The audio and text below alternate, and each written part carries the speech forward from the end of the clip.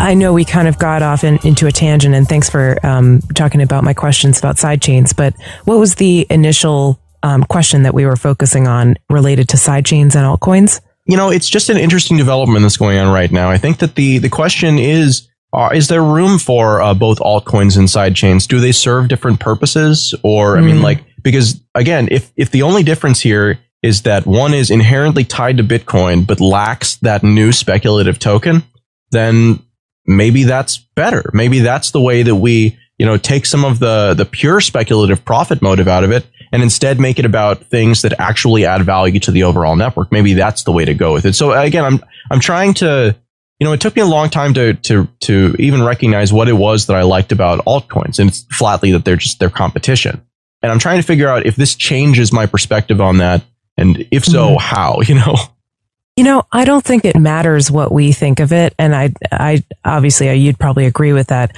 I think the incentives are aligned in the system for people to create alts and to create layered protocols on top of Bitcoin, and for people to create sidechains and anything else they can think of, because of the very nature of Bitcoin, it being open source and being decentralized and being a market driven thing, where people are trying to create and contribute value into the world and hopefully be rewarded for putting out value.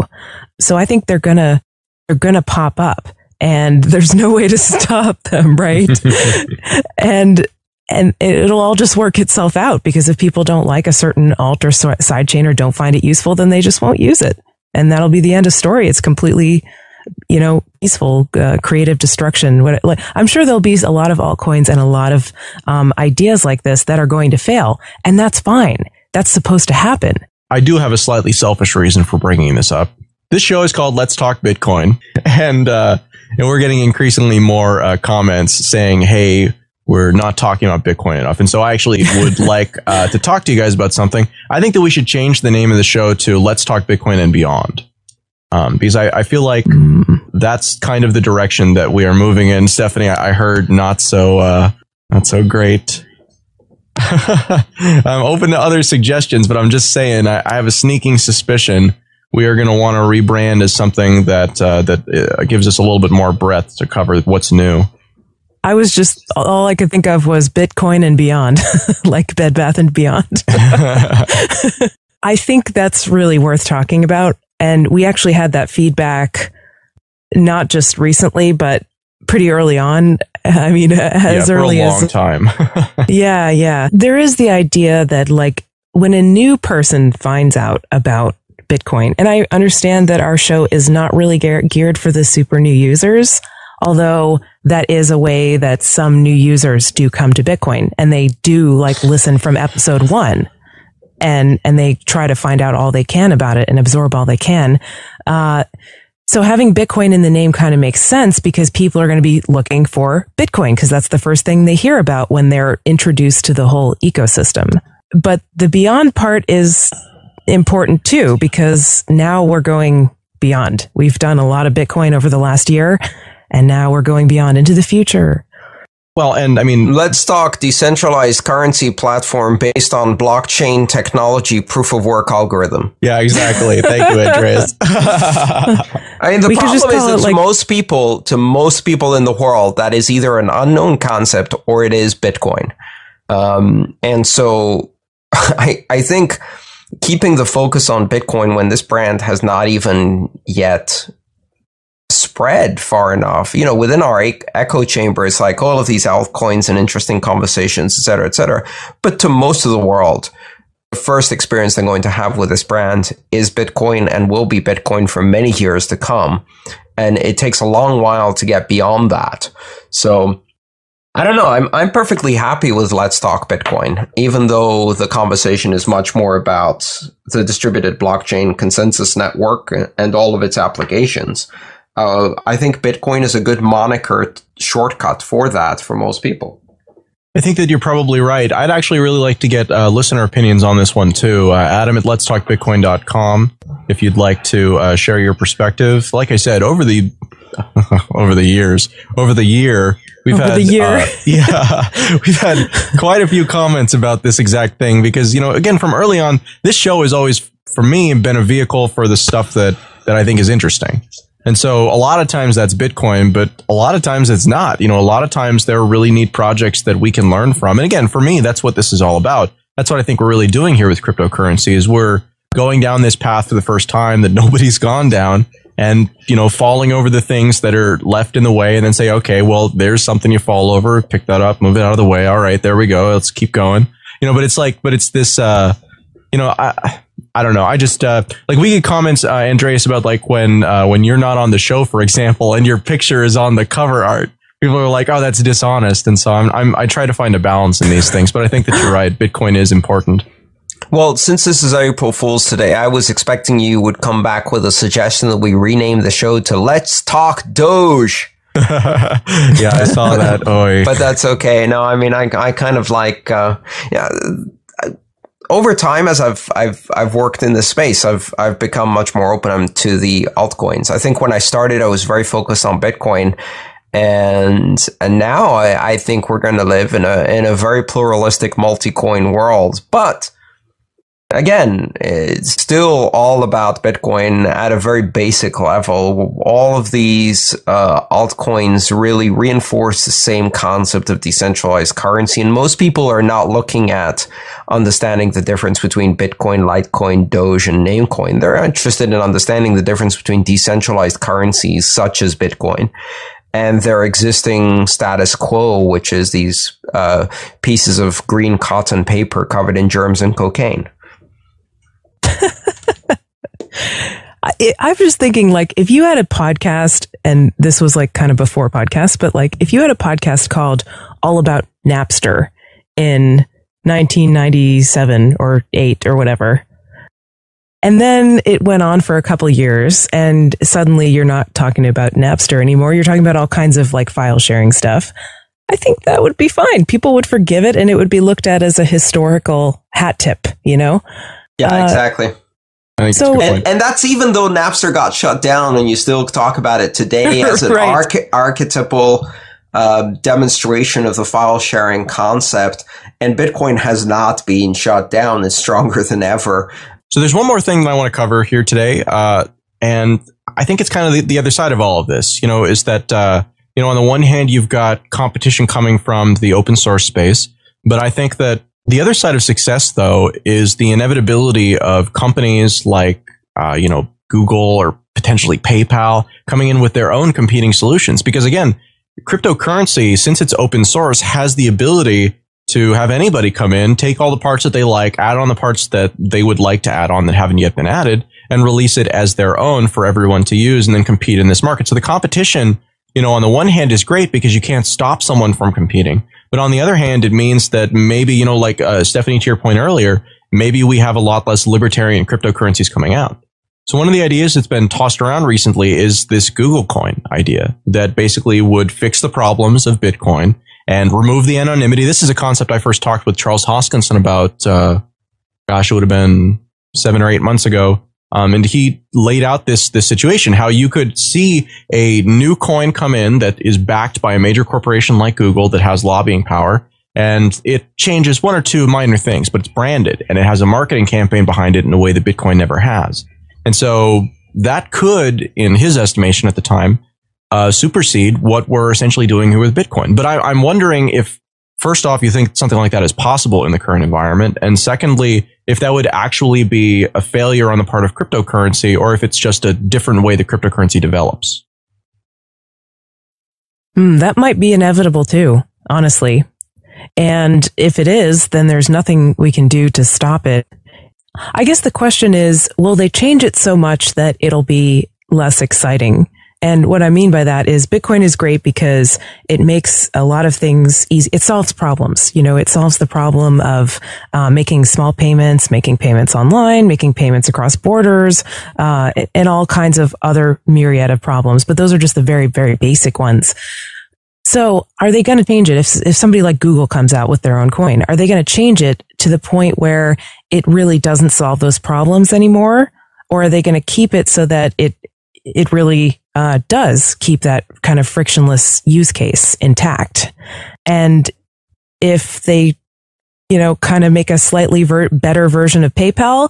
Is anyone going to be really that excited about it? I don't know. Maybe it won't capture people's imagination. There's only one critical question, which is the control decentralized or not? If the control is decentralized, then it's simply one more competitor among the altcoins and one more part of the species ecosystem. If the control is centralized, then I expect probably most copycat attempts from large corporations will miss the point and will try to make centralized control copy coin.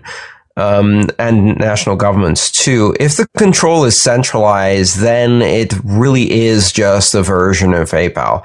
And then it suffers from all of the problems of traditional fiat currencies. It's just a digital fiat currency with centralized control instead of a non-digital one. And in the end, what that does is it creates a closed network for innovation, which means the innovation with lag. It creates control problems of centralization, co-option, corruption, and all of the other things that we've seen before. And it doesn't really change anything. These walled gardens will fail because they will be unable to innovate as fast as an open, distributed, global, decentralized network. Will become CompuServes and the CompuServes and AOLs of the Bitcoin space. And eventually they will fail to keep up because while they will claim to deliver more quality through control, they will deliver less diversity and less quality and less content over time because of control.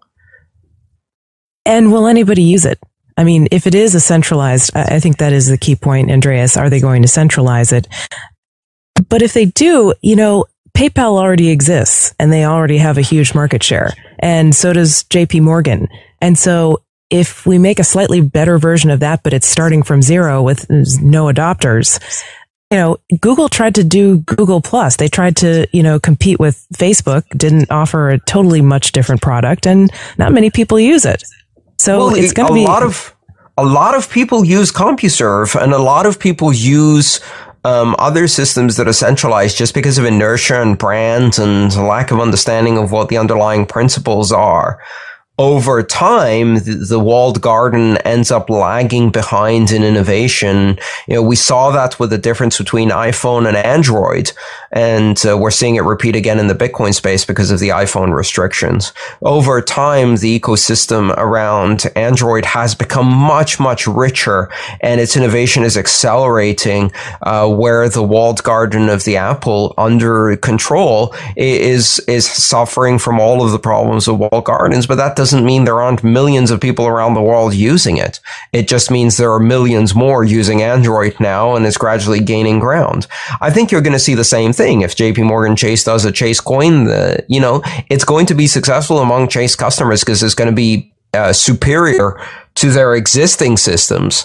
But it won't change the fact that it cannot solve the needs of a global transnational community that depends on an open network with decentralized trust.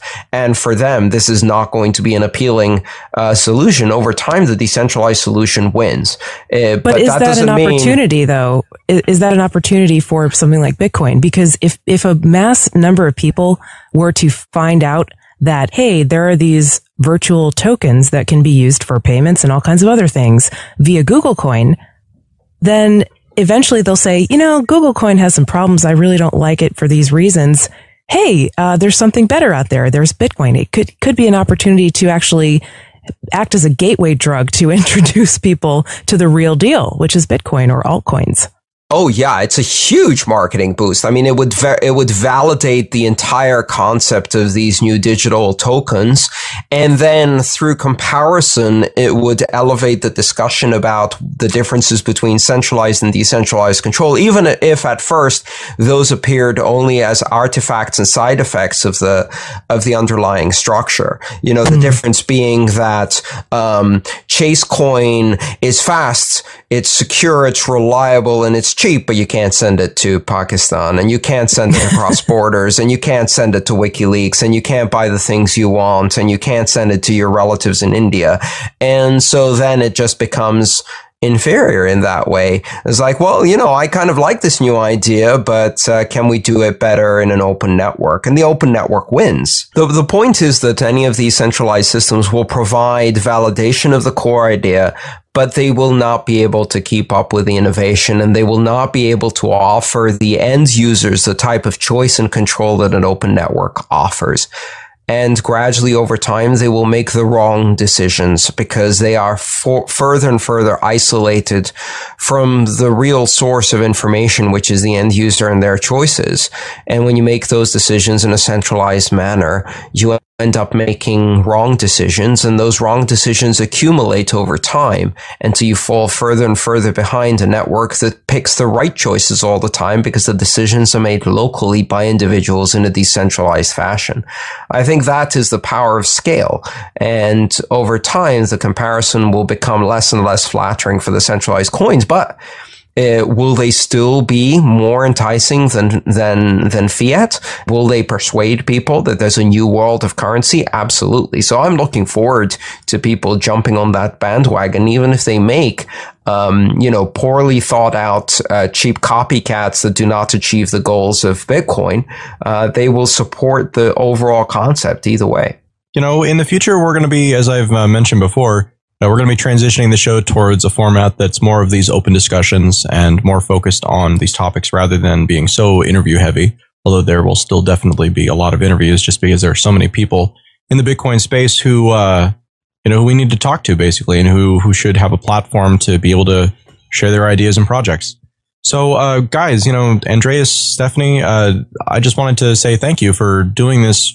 We haven't done 100 episodes explicitly of host stuff, but we've been doing this for a long time, and in 4 episodes we've got our 1-year anniversary coming up, and I'm really looking forward to this next phase of it with you, because clearly the next year is going to be very different than this last year. Yeah, thank you so much. I mean, from the beginning, I've just been really happy to be involved with this project, Adam.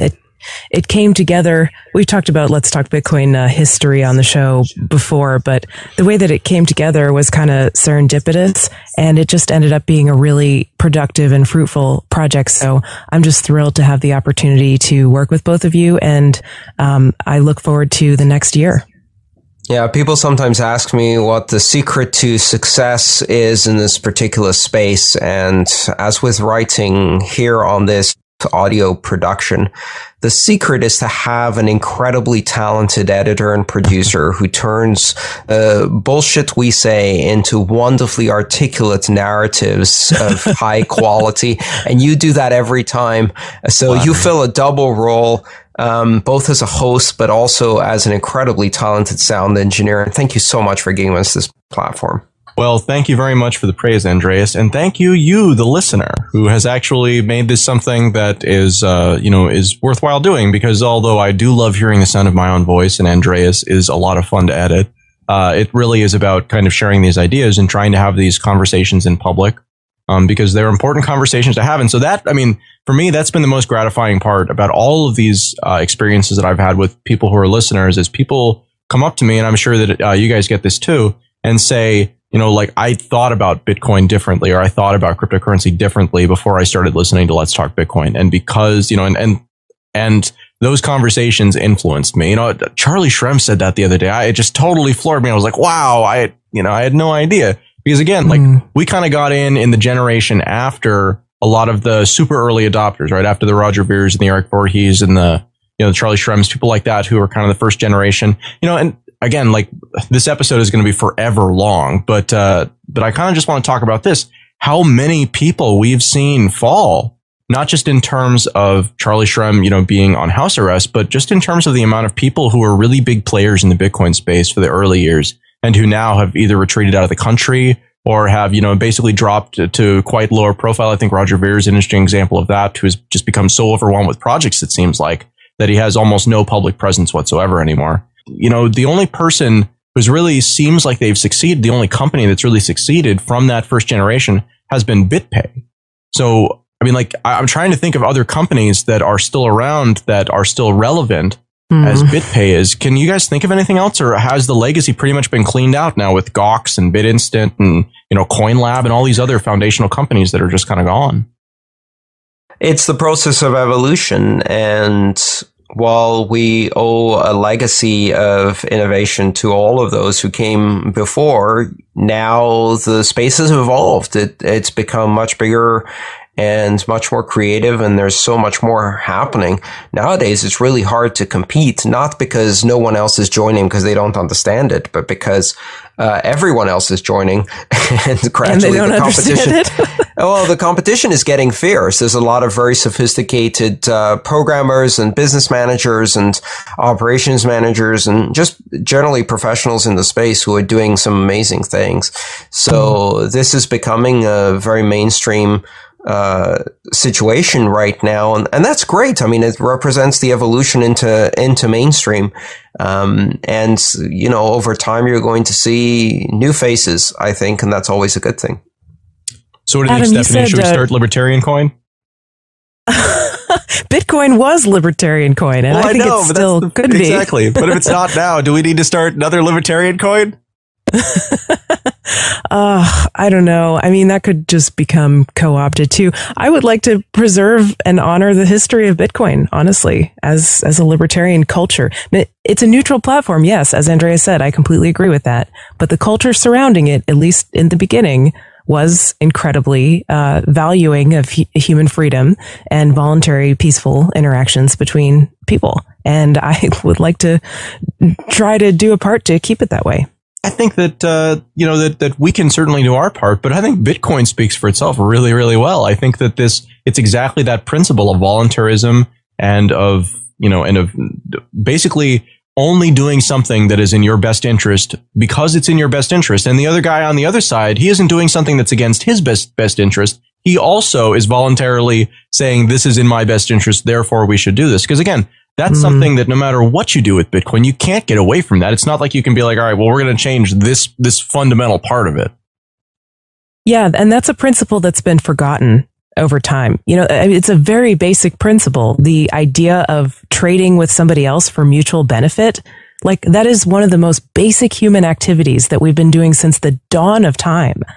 But it's been forgotten because so many of our interactions today, there's somebody in the middle saying, no, you can't, got to do this, must do that, can't do that. And but why would we care if someone wasn't there doing that? Why would this be? I totally agree with you, Stephanie. But why would this be so important to us? Why would we be doing a show if we didn't have that problem throwing it in our face all the time? This is something that's important. This is something that we need to have alternatives to. There needs to be competition because lacking competition, there are only bad options. I agree. And there is competition. There is. And we still have the chance to shape the discussion. And that's why we do a show like this.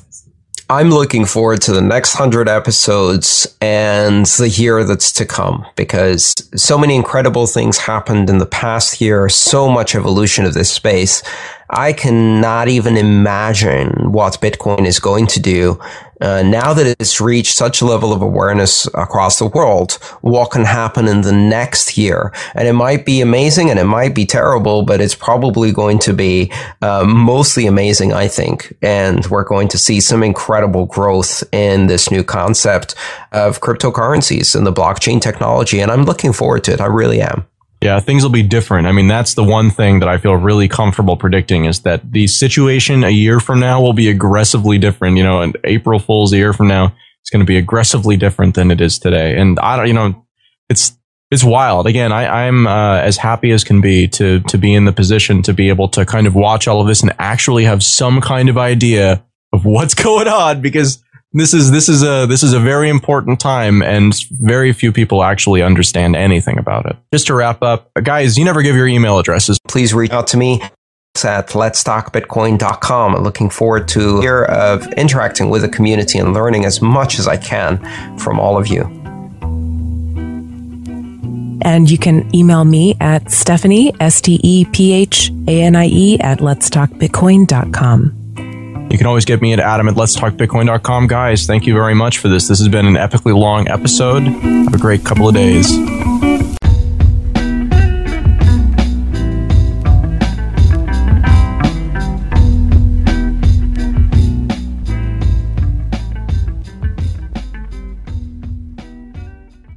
CryptoKit is the world's first Chrome browser Bitcoin wallet. It's the easiest, fastest Bitcoin wallet payment system. With a simple one-click install, it takes just seconds to get your wallet set up. And because CryptoKit finds the address and payment for you, there's no more fussing around or tab switching. CryptoKit is more than just a wallet. It comes with a preloaded PGP encrypted social network, news feeds from Reddit and Google, and up-to-date charts from exchanges. Finally, CryptoKit Directory allows you to make two-click payments with any of the BitPay merchants. Once you install CryptoKit, you won't need anything else. For more information or to download CryptoKit, visit CryptoKit.com.